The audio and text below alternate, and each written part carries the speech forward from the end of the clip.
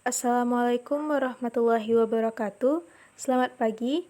Kami dari kelompok 1 yang beranggotakan Ananda Putri Santa Lorenza, Putri Ramadhani, dan Sinta Melati akan mempresentasikan materi tentang pembelajaran biologi abad 21 dalam mata kuliah pembelajaran biologi inovatif. Pada kesempatan kali ini, materi yang akan kita bahas yaitu yang pertama, konsep belajar dan pembelajaran biologi abad 21. Yang kedua, ciri-ciri pembelajaran biologi abad 21. Yang ketiga, prinsip pokok pembelajaran biologi abad 21. Yang keempat, model pembelajaran biologi abad 21. Yang kelima, peran guru dalam pembelajaran biologi abad 21. Yang keenam, kompetensi dan keterampilan abad 21 yang harus dimiliki siswa. Yang ketujuh, bentuk-bentuk penerapan pembelajaran biologi abad 21 dalam inovasi. Dan yang terakhir yaitu merancang pembelajaran biologi. Nah, materi pertama akan disampaikan oleh Nanda. Kepada Nanda disilahkan.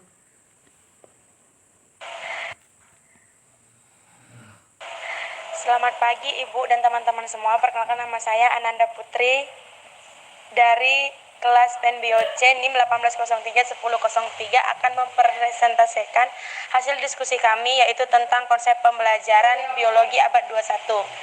Konsep pembelajaran biologi abad 21 itu adalah tantangan guru pada abad 21 menurut Winarno, Surmakmat, dan Wasilhadi. Ada 4 sifat yang muncul di abad 21 yang mempengaruhi kehidupan dan peradaban manusia. Yang pertama itu bisa kita lihat di PowerPoint yang telah dikirimkan oleh teman kelompok saya, yaitu bahwa akan terjadi perubahan yang besar dalam hampir semua bidang kehidupan dan bahwa perubahan tersebut akan berlangsung semakin hari semakin terakselerasi. Dan yang kedua, bahwa penerapan ilmu pengetahuan dan teknologi akan mengambil posisi yang sentral yang langsung mempengaruhi bukan saja gaya hidup manusia sehari-hari tetapi juga mempengaruhi nilai-nilai seni, moral, dan agama. Dan yang ketiga, bahwa pertarungan dan persaingan hidup antara bangsa-bangsa tidak akan terbatas di bidang ekonomi saja, tetapi juga di berbagai bidang lainnya, termasuk bidang budaya dan ideologi. Dan yang keempat, bahwa karena pengaruh ilmu dan teknologi, nilai-nilai moral dan agama akan langsung tercabut dan bukan mustahil akan menimbulkan sistem nilai yang berbeda dari apa yang dikenal sampai saat ini. Seiring dengan sentralnya peranan IPTEK berkembang, industri berbasis IT akan berkembang dengan cepat. Sementara itu, akan ada tantangan untuk menghadapi persaingan global. Kemampuan bersaing tersebut amat ditentukan oleh pendidikan yang bermutu. Mutu yang dimaksud bukan hanya dapat memenuhi standar nasional, melainkan untuk memenuhi standar internasional, agar sumber daya manusia Indonesia mampu bersaing dengan negara-negara lain. Maksudnya, kalau misalnya di dalam abad 21 ini, guru masih melakukan seperti metode pembelajaran yang ceramah atau pusat pembelajaran berada pada guru, maka tidak mungkin Indonesia akan dapat bersaing dengan negara-negara lain atau secara global. Dan untuk mengembangkan pembelajaran abad 21 tersebut, guru harus memulai satu langkah perubahan, yaitu merubah pola pembelajaran tradisional yang berpusat pada guru menjadi pola pembelajaran yang berpusat pada siswa, atau seperti sekarang yang kita kenal dengan kurikulum K13. Ciri-ciri pembelajaran abad 21 itu kurang lebih dapat kita lihat pada kurikulum K13, yang dimana secara umum ciri karakteristiknya itu seperti pertama, kreatif dan inovatif, yaitu siswa atau anak didik harus berpartisipasi secara efektif, mengakses, mengelola, mengintegrasi, dan evaluasi informasi. Yang kedua, ada yang namanya penilaian dengan terstandar tinggi atau assignment, yaitu semua jenjang pendidik terjangkau, tepat, berkelanjutan, efisien. Yang ketiga, mata pelajaran utama atau core subject knowledge, yaitu pemahaman ciri materi utama, dan communication, yaitu mengutarakan ide. Dan berikutnya ada penalaran dan menyelesaikan masalah. Berarti dalam karakteristik ini, peserta didik dituntut untuk mandiri, mengungkapkan dan menganalisis. Berarti dalam hal harus kreatif dalam memecahkan permasalahan. Dan yang paling penting adalah critical thinking dan problem solving, atau adalah kolaborasi antara menghormati perspektif, beradaptasi, bertanggung jawab, produktif, dan empati. Prinsip pokok pembelajaran biologi abad 21 menurut Jennifer, Nicholas, dan Rohim, Bima, dan Julia 2016 menyederhanakan ke dalam 4 prinsip pokok pembelajaran abad ke-21 yang dijelaskan dan dikembangkan seperti berikut, yaitu yang pertama, instruction sold di student center, yaitu pengembangan pembelajaran menggunakan pendekatan pembelajaran yang berpusat kepada siswa. di mana siswa ditempatkan sebagai subjek pembelajaran yang secara aktif mengembangkan minat dan potensi yang dimilikinya. Contohnya itu bisa kita lihat seperti kalau dalam kurikulum K13 sekarang, siswa yang memilih jurusan siswa yang memilih jurusan IPA itu bisa mengambil peminatan ke contoh ekonomi. Dan demikian siswa yang mengambil jurusan IPS bisa mengambil peminatan ke contoh biologi, fisika, begitu. Dan siswa tidak lagi dituntut untuk mendengarkan dan menghafal materi pembelajaran oleh guru, tetapi berupaya mengkonstruksi pengetahuan dan keterampilannya sesuai dengan kapasitas dan tingkat perkembangan berpikirnya, sambil diajak berkontribusi untuk memecahkan masalah-masalah nyata yang terjadi di masyarakat. Yang kedua itu ada education should be collaborative, yaitu siswa harus dibelajarkan untuk bisa berkolaborasi dengan orang lain. Dalam artian, peserta didik harus berkolaborasi atau berinteraksi dengan orang lain, berkolaborasi dengan orang-orang yang berbeda dalam latar budaya dan nilai-nilai yang dianutnya. Dalam menggali informasi dan membangun makna, siswa perlu didorong untuk bisa berkolaborasi dengan teman-teman di kelasnya dalam mengerjakan suatu proyek atau dalam praktikum misalnya, atau siswa perlu dibelajarkan bagaimana menghargai kekuatan dan talenta setiap orang serta bagaimana mengambil peran dan menyesuaikan diri secara tepat dengan mereka. Dalam artian harus bisa cekatan dan harus mudah beradaptasi dengan lingkungan atau orang-orang sekitarnya. Yang berikutnya ada itu learning should have context, yaitu pembelajaran tidak akan banyak berarti jika tidak memberi dampak terhadap kehidupan siswa di luar sekolah. Dalam artian, di sekolah siswa tersebut belajar demikian, namun di luar sekolah dia tidak mengaplikasikannya. Jadi yang dimaksud di sini, apa yang dipelajari di sekolah itu harus bisa diaplikasikan di luar sekolah, contoh di rumah. Oleh karena itu, materi pembelajaran perlu dikaitkan dengan kehidupan sehari-hari siswa agar dengan mudah dapat dicerna dan dengan kata-kata sederhana tersebut dapat lebih dipahami oleh siswa tersebut. Di sini guru mengembangkan yang memungkinkan siswa terhubung dengan dunia nyata atau real world. Guru membantu siswa agar dapat menemukan nilai, makna, dan keyakinan atas apa yang sedang dipelajarinya, serta dapat mengaplikasikan dalam kehidupan sehari-harinya. Guru melakukan penilaian kinerja siswa yang dikaitkan dengan dunia nyata. Berikutnya ada school should be integrated with society. Yaitu dalam upaya mempersiapkan siswa menjadi warga negara yang tanggung jawab, sekolah harus dapat memfasilitasi siswa untuk terlibat dalam ruang lingkup sosial. Contoh dari school should be integrated with society ini dapat diartikan seperti contoh kalau siswa itu SMP atau SMA otomatis udah bisa melakukan yang namanya kerja bakti. Di akhir sekolah atau di hari Sabtu, guru menginstruksikan siswa tersebut untuk bisa contohnya membersihkan pinggiran jalan, rumput-rumput pinggir jalan di dekat desa. Ya, otomatis dengan kegiatan tersebut siswa warga sekitar akan berinteraksi, di mana mereka akan saling menyapa, saling menjawab, dan contoh lain yang sebelum dibawa ke masyarakat itu bisa dicontohkan seperti di sekolah. Dengan membuat kerja bakti di sekolah, otomatis siswa kelas 3, kelas 2, kelas 1, dan sebagainya akan saling berinteraksi dan saling berkenalan. Dan dengan kegiatan tersebut dapat menambah wawasan dan etika mereka dalam berkomunikasi dengan teman sekitarnya. Demikian yang bisa saya sampaikan. Terima kasih atas perhatiannya, saya kembalikan kepada moderator. Baiklah, terima kasih kepada Nanda. Untuk materi selanjutnya akan dijelaskan oleh Sinta. Kepada Sinta disilahkan. Saya di sini akan menjelaskan tentang model atau metode pembelajaran biologi pada abad 21. Apa sih metode atau pembelajaran biologi pada abad 21 ini? Yaitu mode pembelajaran secara umum merupakan strategi yang diterapkan oleh setiap pendidik yang bertujuan untuk membangun pengetahuan yang akan mempengaruhi hasil belajar kognitif siswa. Nah, kemampuan kognitif ini dapat dari hasil belajar dengan melalui proses kebiasaan atau tingkah laku di dalam suatu pembelajaran. Permasalahan guru di abad 21 ini adalah bagaimana kemudian membuat siswa itu bekerja sama secara kooperatif dengan masing-masing teman dalam kelompoknya, yaitu berpikir kritis, mempunyai kemampuan literasi yang baik, dan mengkomunikasikan dan berkomunikasi dengan baik, dan dapat mengambil pelajaran melalui materi yang diajarkan dengan kehidupan. Sehingga tantangan saat sekarang adalah bagaimana membuat siswa berperan aktif. Nah, maka untuk melakukan hal-hal tersebut, maka diperlukanlah model-model pembelajaran yang terbaik yang sesuai terhadap kondisi siswa pada masa kini dan juga sesuai dengan kurikulum yang ditetapkan. Nah, oleh karena itu, kami dari kelompok 1 menyimpulkan ada beberapa model pembelajaran. Yang pertama itu adalah model pembelajaran berbasis inquiry, di mana model pembelajaran berbasis inquiry ini merupakan model pembelajaran yang membimbing siswa untuk memperoleh dan mendapatkan informasi serta mencari jawaban atau memecahkan masalah terhadap pertanyaan yang dirumuskan. Dalam model pembelajaran inquiry ini, siswa itu terlibat secara mental dan fisik untuk memecahkan masalah yang diberikan oleh guru. Nah, model pembelajaran inquiry ini juga dirancang untuk membimbing siswa bagaimana meneliti masalah dan pertanyaan berdasarkan fakta. Sehingga dapat kita simpulkan bahwa model pembelajaran inquiry ini adalah model pembelajaran yang terfokus pada keaktifan siswa dalam suatu pembelajaran, yaitu di suatu kondisi di mana siswa itu dapat menemukan atau meneliti masalah berdasarkan fakta yang digunakan sebagai bahan data penunjangnya.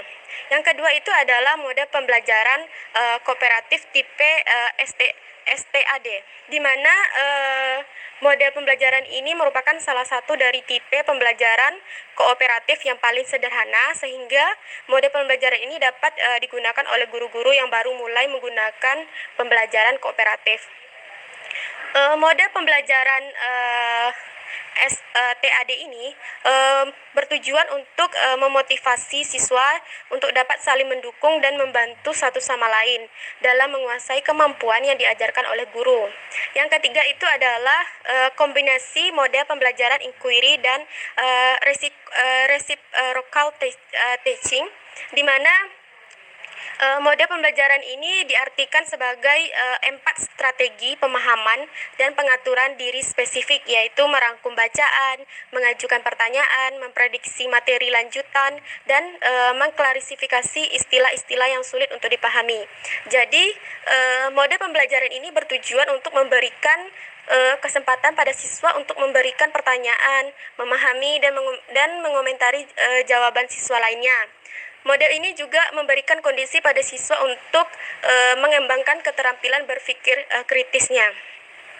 Yang keempat itu adalah model pembelajaran rekursi, di mana model pembelajaran rekursi ini adalah dikembangkan dengan tujuan untuk memperdayakan keterampilan berpikir siswa di abad 21, yaitu kemampuan berpikir tingkat tinggi. Guru dapat memperdayakan kemampuan berpikir tinggi siswa itu melalui model pembelajaran. Oleh karena itu, pengembangan dan pencarian model pembelajaran untuk meningkatkan keterampilan berpikir tinggi dipandang sebagai suatu hal yang sangat mendesak untuk dilakukan. Selanjutnya itu adalah peran guru dalam pembelajaran biologi abad 21. Perkembangan biologi pada abad 21 ini mempengaruhi berbagai segi kehidupan manusia, khususnya itu dalam menghadapi era global. Biologi pada abad 21 ini sudah diarahkan kepada pengembangan ilmu yang memanfaatkan teknologi dan berintegrasi dengan disiplin-disiplin ilmu lainnya. Oleh sebab itu, guru pada abad 21 ini dituntut tidak hanya mampu mengajar dan mengelola kegiatan kelas dengan efektif, namun juga dituntut untuk mampu membangun hubungan yang efektif dengan siswa dan komunitas sekolah. Dengan menggunakan teknologi, guru bisa mendukung peningkatan mutu pengajaran serta melakukan refleksi dan perbaikan praktek pembelajarannya secara terus-menerus. Baiklah, untuk tambahan, teman-teman bisa melihat beberapa peranan guru dalam pembelajaran biologi, di mana dalam pembelajaran biologi ini dituntut siswa lebih aktif dan guru sebagai fasilitatornya. Nah, beberapa peranan guru diantaranya yang pertama sebagai fasilitator, inspirator, informator, organisator, motivator, dan evaluator.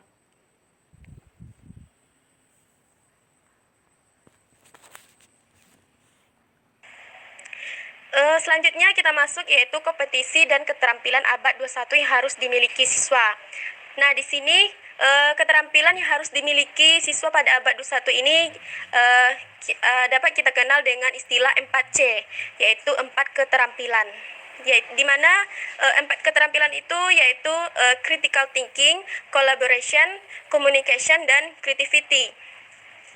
Selanjutnya yaitu penjelasan dari 4C, di mana yang pertama itu adalah critical thinking atau berpikir kritis, di mana merupakan kemampuan untuk memahami sebuah masalah yang rumit, mengkoneksikan informasi satu dengan informasi yang lainnya, sehingga akan muncul berbagai perspektif dan menemukan solusi dari suatu permasalahan. Critical thinking ini dimaknai juga sebagai kemampuan menalar, memahami, dan membuat pilihan yang rumit, memahami interkoneksi antara sistem, menyusun, mengungkapkan, menganalisis, dan menyelesaikan masalah. Keterampilan berpikir kritis ini merupakan hal yang penting untuk dimiliki peserta didik di tengah derasnya arus informasi di era digital. Selanjutnya itu adalah collaboration atau kolaborasi, di mana kolaborasi ini adalah kemampuan untuk bekerja sama, saling bersinergi, beradaptasi dalam berbagai peran dan tanggung jawab, bekerja secara produktif dengan yang lain, menempatkan empati pada tempatnya dan menghormati perspektif yang berbeda. Dengan berkolaborasi, maka setiap pihak yang terlibat dapat saling mengisi kekurangan dengan kelebihannya masing-masing. Yang ketiga itu adalah communication atau komunikasi, yaitu kegiatan mentransfer informasi baik secara lisan maupun tulisan. Komunikasi merupakan hal penting dalam peradaban manusia. Tujuan utama dari komunikasi ini adalah mengirimkan pesan melalui media yang dipilih agar dapat diterima dan dimengerti oleh penerima pesan. Yang terakhir itu adalah creativity atau kreativitas, di mana merupakan kemampuan untuk mengembangkan, melaksanakan, dan menyampaikan gagasan-gagasan baru kepada yang lain, yaitu kreativitas ini dapat bersikap terbuka dan responsif terhadap perspektif baru dan yang berbeda. Berpikir kreatif dalam menciptakan berbagai inovasi baru adalah salah satu keterampilan abad 21 yang akan membuat seseorang mampu bertahan dan tidak tergantikan oleh robot atau mesin bidang pekerjaan lainnya. Baiklah, itu penjelasan dari Sinta. Untuk materi selanjutnya akan saya coba jelaskan sendiri. Baiklah, saya akan menyambung penjelasan mengenai bentuk-bentuk penerapan pembelajaran biologi abad 21 dalam inovasi. Dalam abad 21 ini, pembelajaran diarahkan kepada penciptaan suasana yang aktif, kritis, analisis, dan kreatif. Siswa diarahkan ke dalam 4 hal tersebut guna membantu dalam pemecahan suatu masalah dan menemukan solusi dari permasalahan tersebut, serta untuk memicu pengembangan kemampuan berpikir siswa. Dalam penyelarasan tujuan pembelajaran dengan tuntutan zaman, seorang guru hendaknya mampu memahami arah dari tuntutan pembelajaran terkini agar pembelajaran lebih optimal. Dalam menghadapi tuntutan zaman, maka salah satu pendekatan yang bisa diberikan kepada siswa yaitu berupa pendekatan saintifik, di mana tujuan dari pendekatan saintifik ini akan memicu peserta didik untuk aktif mengkonstruksi konsep, hukum, dan suatu prinsip dengan tahapan yaitu mengamati, bertanya, mencoba, menalar, dan mengkomunikasikan. Bentuk penerapan pembelajaran biologi abad 21 dalam inovasi dapat kita lihat dari berbagai strategi pembelajaran yang digunakan dalam mengasah kemampuan siswa. Di antaranya seperti project-based learning, di mana dalam pelaksanaannya akan melibatkan proyek dalam pembelajaran yang dilakukan. Proyek tersebut akan memicu siswa berpikir secara saintifik. Selanjutnya yaitu problem-based learning, di mana pembelajaran yang dilakukan berlandaskan masalah dan peserta didik dapat belajar dari pemecahan masalah tersebut. Masalah akan muncul dari rasa ingin tahu seseorang terhadap suatu hal. Dengan demikian, dengan menjadikan masalah sebagai dasar pembelajaran juga akan membantu siswa untuk memecahkan rasa ingin tahunya terhadap suatu hal. Yang ketiga yaitu inquiry-based learning. Inquiry sendiri merupakan penggerak berpikir kompleks dalam proses pemecahan masalah. Jadi di sini menggunakan inquiry sebagai dasar belajar juga berkaitan dengan berpikir tingkat tinggi untuk menemukan suatu ilmu pengetahuan atau suatu pengetahuan baru. Yang terakhir yaitu pendekatan blended learning, yaitu pendekatan yang dilakukan dengan memanfaatkan internet sebagai suatu sumber pembelajaran dan pengembangan kreativitas. Materi selanjutnya yaitu merancang pembelajaran abad 21. Dalam merancang pembelajaran abad 21 ini, kita dapat melihat terlebih dahulu apa saja ciri khas pembelajaran abad 21, sehingga kita dapat merancang pembelajaran dari ciri khas yang ada. Selain itu, pembelajaran dirancang sedemikian rupa yang mana nantinya akan berguna bagi peserta didik dalam menghadapi tantangan yang ada. Hal yang perlu kita ingat yaitu abad 21 tidak terlepas dari perkembangan teknologi yang membuat kita harus mengupgrade pembelajaran yang biasanya kita lakukan dengan penyesuaian terhadap perkembangan zaman dan tujuan pendidikan. Baiklah, hanya sekian penjelasan dari kelompok kami. Atas segala kesalahan kami mohon maaf dan terima kasih untuk perhatiannya. Kami sudahi dengan wabillahi taufiq wal hidayah. Wassalamualaikum warahmatullahi wabarakatuh.